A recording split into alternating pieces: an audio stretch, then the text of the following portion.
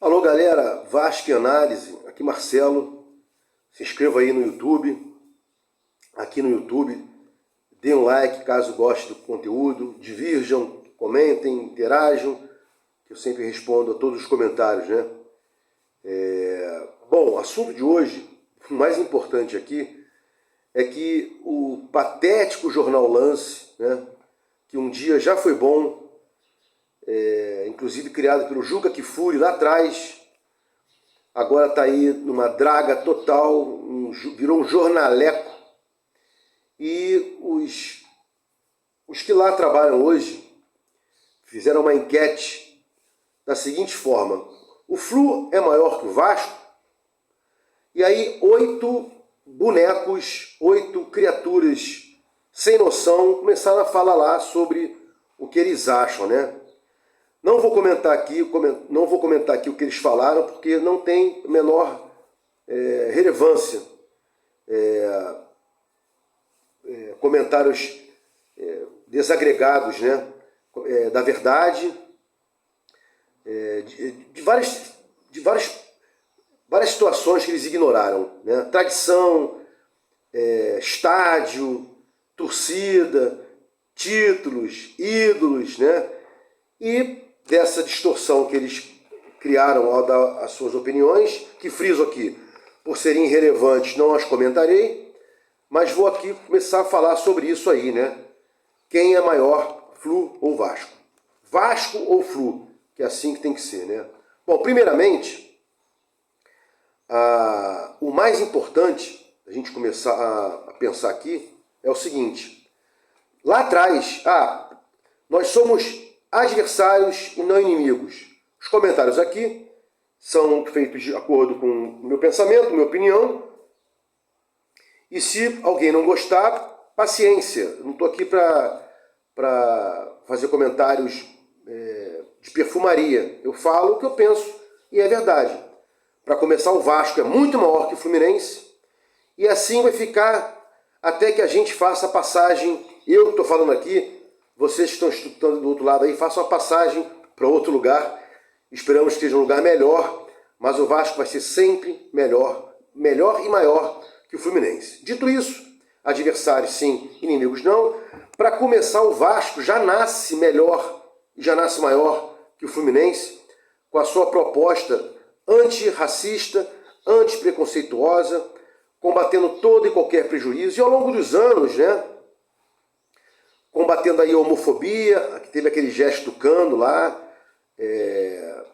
defraudando a bandeira LGBTQIA+, e etc. Então o Vasco sempre foi um time palatável, um time do subúrbio, um time pobre, que agregava todo mundo.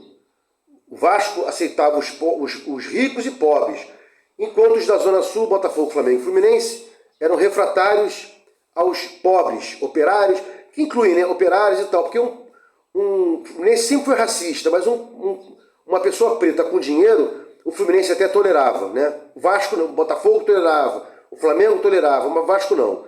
O Vasco nunca foi assim. Então, para começar, a gênesis do Vasco é diferente da do Fluminense. A gente nasce com um viés ligado a todo e qualquer preconceito ser alijado.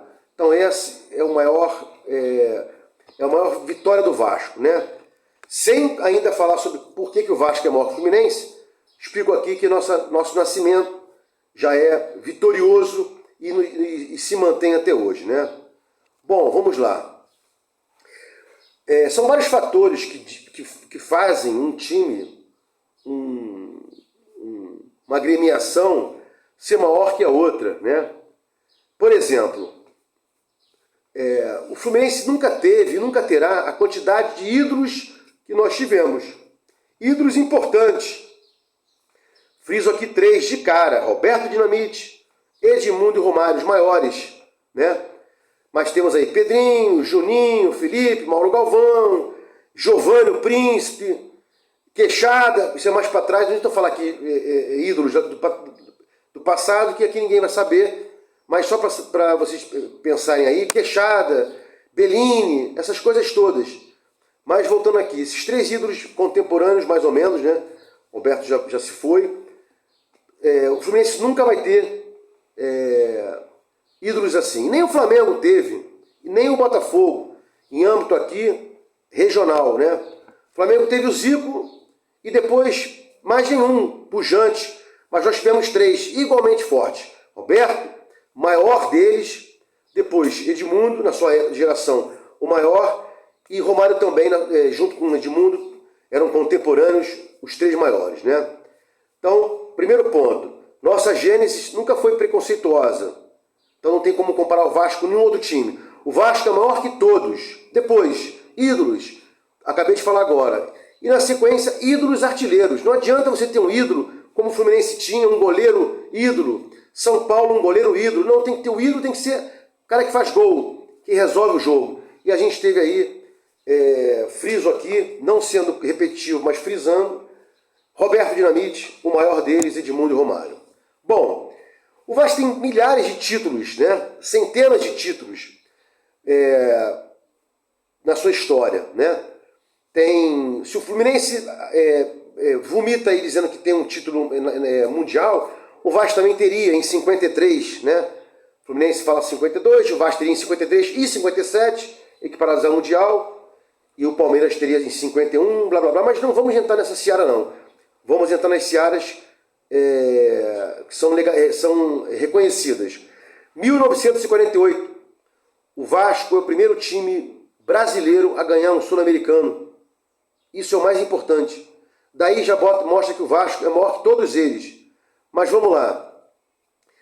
1948 se equipara à primeira Libertadores, né? Então a gente teria a precursora da Libertadores e a Conmebol assim fala. Então o Vasco teria uma Libertadores. 2000, a Mercosul, né?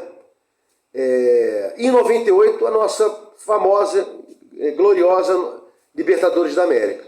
Então nós teríamos 2 Libertadores, 48 e 98, e um título sul-americano forte em 2000, quando esse campeonato todo mundo queria ganhar, né? Todos queriam ganhar. O Flamengo ganhou em 99, Vasco ganhou em 2000, só me engano o Palmeiras ganhou em 2001, não vou lembrar agora. Mas dito isso, qual o título importante sul-americano que o Fluminense tem para tentar chegar na mesma prateleira que o Vasco? O Fluminense não senta à mesa com o Vasco. Nunca sentou e não vai sentar. Ah, mas se o Fluminense ganhar a Libertadores agora, ele vai se equiparar ao Vasco? Nunca. Nunca, porque o que vale é a tradição. Desde 48 e até depois de 98 e 2000, que o Vasco vem aí com tradição no esporte. Então, tradição não é uma coisa que acontece da noite para o dia. Um cara do lance lá, do jornaleco Lance. Não, se o Fluminense ganhar a Libertadores, ele passa o Vasco. Cara, não tem nem como comentar uma boçalidade dessa. Mas vamos passar aqui para frente. Um time que jogou a Série C, o esgoto, o final, não pode pensar em ser maior do que o Vasco. Ah, mas o Vasco jogou a Série B. Não importa.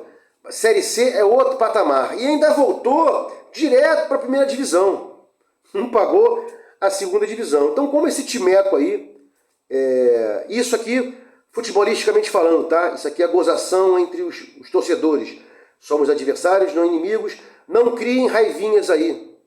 Pelo amor de Deus, aqui é uma brincadeira. Seguindo aqui. Jogou a Série C, né? Lá embaixo. Então, não tem como comparar com o Vasco. O Vasco tem uma torcida nacional, mundial, de outra galáxia. Marcianos estão reivindicando, sócios torcedores agora, acabamos de abrir um sócio torcedor marciano. E outros planetas também estão querendo aí, né? Vamos ver se a gente consegue abrir uma bilheteria para cada planeta, porque Marte já é o primeiro que está querendo aí. Voltando aqui às vacas frias, o Vasco é torcida nacional e o Fluminense não é, ele é regional. E sempre foi assim. E mundial também, coisa que o Fluminense não é. Quer ver um exemplo? Nós jogamos 2 finais de mundiais. 2 finais de mundial, como queiram. Uma no Maracanã, arrebentando com Manchester United, etc. E depois, contra o Real Madrid, com aquele timaço de Raul, Figo, salvo engano. Então, olha a nossa história aí, né? 98 jogando final de Mundial com Real Madrid, 2000, final de Mundial com Corinthians no Maracanã, em 48 para frente, no Expresso da Vitória, pelo mundo afora. Então não me venha dizer de conhecimento, tradição, respeito com relação ao Vasco e Fluminense. Nem o Flamengo e o Botafogo são maiores que o Vasco, quanto mais o Fluminense. Mas dito isso, Ramon Dias, quando ele aceita trabalhar no Vasco, ele é bem categórico. Vim para o Vasco pela história que o Vasco tem. Eu joguei contra o Vasco muitas vezes e fui vice-campeão da Libertadores treinando o River Plate. Não, foi vice não. Fui quarto lugar da Libertadores treinando o River Plate quando o Vasco me eliminou o River Plate, indo para a final com o Barcelona de Guayaquil.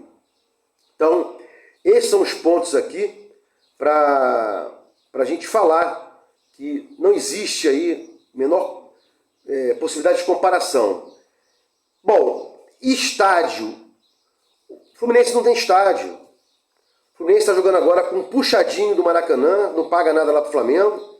E o Vasco tem seu estádio.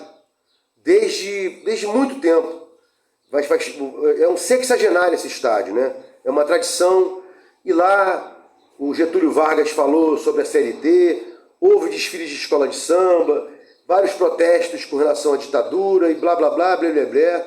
Então não me venha falar de tradição no futebol ou fora do futebol, né? É muita coisa junto, são ídolos artilheiros, 3 títulos sul-americanos, nunca jogamos a Série C, o Vasco é um time nacional, uma torcida nacional, mundial, temos estádio, temos tradição, 2 finais de mundial, Ramon Dias acabou de decantar isso aí, né? E com relação à tradição, ela não é e nunca poderá ser da noite para o dia. A tradição se conquista ao longo de vários e vários e vários anos. Ponto. Não é porque hoje você supostamente acha que eu igualaria ao Vasco porque eu teria uma Libertadores. Não, o Vasco tem 2 Libertadores. Jornaleco, lance, o Vasco tem 2 Libertadores. Então não tem como se igualar. Eu tenho 2 Libertadores e uma Sul-Americana. E o Fluminense teria só uma Libertadores. O Vasco tem 2 Libertadores, uma Sul-Americana, e o Fluminense teria agora a primeira Libertadores se ganhar do Boca. Eu acho difícil. Mas dito isso aqui, sempre lembrando, adversários nunca inimigos, e não levem para o coração. Isso aqui é uma brincadeira, conteúdo para o YouTube. Seguindo aqui. Nós temos que começar a fazer aí uma planilha dos jogadores que vão ficar para ano que vem. Já soltei em outros vídeos, temos 9 ou 10 jogadores com contrato se encerrando agora em dezembro agora, daqui a 2 meses, né? 2 meses e meio. Logo, temos que fazer um estudo disso aí. Os crias que vão ficar, estamos para soltar o Figueiredo, não sei se seria uma boa. Ryan tem que ser visto com muito carinho, Marlon muito carinho. Esse pessoal que está subindo tem que ser visto com muito carinho. Não é queimar os jogadores como o Vasco sempre queimou, né? A linha social do Vasco é uma fritadeira de jogadores, né? Sendo que os jogadores são cunhados ao longo do tempo, são forjados com jogos e jogos e jogos. Não é queimar o jogador quando não vai bem, ainda mais novo, né? Sem experiência, sem vivência no futebol. Então, voltando aqui, nunca perdendo o foco, 9 ou 10 jogadores com contrato se encerrando agora em dezembro, temos que fazer um estudo. Quem fica, quem não fica, renovaremos, podemos comprar, possibilidade de compra, então tudo tem que ser feito aí. Eu não vou repetir aqui, que tem um vídeo que eu soltei tem 2, 3 meses lá, e para não ficar repetitivo, e vou seguir um pouquinho mais, lá para a próxima, novembro, dezembro, eu falo especificamente, minuciosamente sobre cada jogador, para não ficar aqui um vídeo enfadonho, né? Bom, mas para não ficar assim disperso, nós temos um goleiro comprado, que é o Léo Jardim, um maravilhoso goleiro, o Ivan, esse emprestado, dezembro vence o contrato de empréstimo, podemos renovar ou não. Dizem aí as más línguas que o Vasco não colocou para jogar, porque se colocasse para jogar, teria umas metas cumpridas, teríamos que comprar. Mas seria bom que a gente comprasse. até porque o Ivan é um excelente goleiro. Então, em relação ao goleiro, temos o Léo Jardim, mas olho vivo para a gente adquirir o Ivan ou manter, renovar o contrato de empréstimo, né? 2 laterais urgentes. Piton, para o lugar do Piton, para reserva no lugar do Piton, e para ser titular no lugar do Pumita, passando o Pumita para ser reserva. Ah, mas você sempre contesta aqui o Piton e tal. Contesto porque o Piton vai muito. Temos que formar um esquema para que ele fique, para que o lateral direito fiquem 3 atrás no lateral direito, o Medel ou o Maicon, quem estiver jogando pela direita, o Léo ou o Capasso, quem estiver jogando pela esquerda, e para deixar o Piton subir mais, que o Piton é ala, nunca foi lateral. Por isso que o Palmeiras, por isso que o Corinthians soltou ele era xingado, sem entender que ele é o maior cruzador do Campeonato Brasileiro, mas disparado, né? Ele é um passador, ele bota a bola com a mão na cabeça dos jogadores, no pé dos jogadores. Então o Piton, eu critico ele na parte defensiva. Temos que fazer um tripé ali e com o Zé Gabriel na frente, para que a gente possa ter uma defesa apostada, uma transição defensiva apostada junto com os dois jogadores do meio de campo. Sempre falo isso, junto com o volante e os pontas, ou se a gente for no 4-4-2, pelo menos um voltando para marcar e tumultuando pelo meio ali, para que não haja uma superioridade numérica, como a gente vinha jogando, e agora diminuímos a inferioridade numérica ou superioridade numérica do adversário, né? Então, já falei agora dos goleiros, estou falando agora dos laterais. Zé Gabriel, para mim, sempre foi um bom jogador, estava jogando fora de sua função, jogava como segundo volante no Inter, não arrumou nada, foi colocado como segundo volante no Vasco, começou a ser visto de forma errada, primeiro volante, acertou, é a posição dele. Então tem que ficar para 2024, titular ou não. Cocão também vem jogando bem, então seria interessante de repente arrumar mais um, porque talvez o Cocão pudesse jogar como segundo volante e o Zé Gabriel como primeiro, e esse outro que fosse contratado como primeiro volante, caso o Zé Gabriel tivesse suspensão, expulsão, ficasse fora por alguma contusão. Tem que ser pensado isso aí o tempo inteiro. Temos que ter um equilíbrio no elenco, já falei aqui. O elenco são as peças que você vai lá, quero fazer um arroz. Pô, tem que ter o arroz, tem que ter a cebola, tem que ter o alho, tem que ter o sal. Isso é o elenco. Eu não posso fazer um time sem a cebola, sem o sal, sem o arroz. Como é que eu vou fazer arroz sem o próprio arroz? Então a gente tem que ter um elenco equilibrado para que eu possa ter um time equilibrado. Já falei isso aqui 200 vezes, nem tem essa quantidade de vídeo ainda, mas já falei isso aqui 200 vezes porque eu repito muito, porque isso é muito importante, né? Para fechar aqui, que eu amanhã solto esse negócio de equilíbrio, jogadores que vão ficar do meio de campo para frente, sem ser dos volantes, da volância, estou falando hoje. Também poderíamos pensar no segundo volante, importante também, porque o Praxedes e o Paulinho e o próprio Serginho fazem função de volante e de apoiadores. É assim que o Vasco vem jogando. O Paulinho se apresenta como segundo volante na parte defensiva, Praxedes e idem, mas fazem ambos as transições ofensivas, apoiando ali o quarto homem de meio de campo, que vem sendo o Marlon, mas pode ser o Payet, quando o Payet tiver melhor fisicamente, tiver tranquilo, que não está ainda para jogar, tem que entrar no segundo tempo. Então, de repente, aí um segundo volante é importante. E para fechar o vídeo aqui, uma coisa maravilhosa, eu tenho estado lá em todos os jogos do Vasco em São Januário, entrando ou não, às vezes eu não consigo entrar, por causa do ingresso que se acaba rapidamente. Não consegui ingresso contra o Fortaleza, né? Fui no Engenhão, aí depois eu fui o anterior, que eu não vou lembrar agora, deu um branco. Esse contra o Fortaleza eu vou estar lá, mas não vou entrar.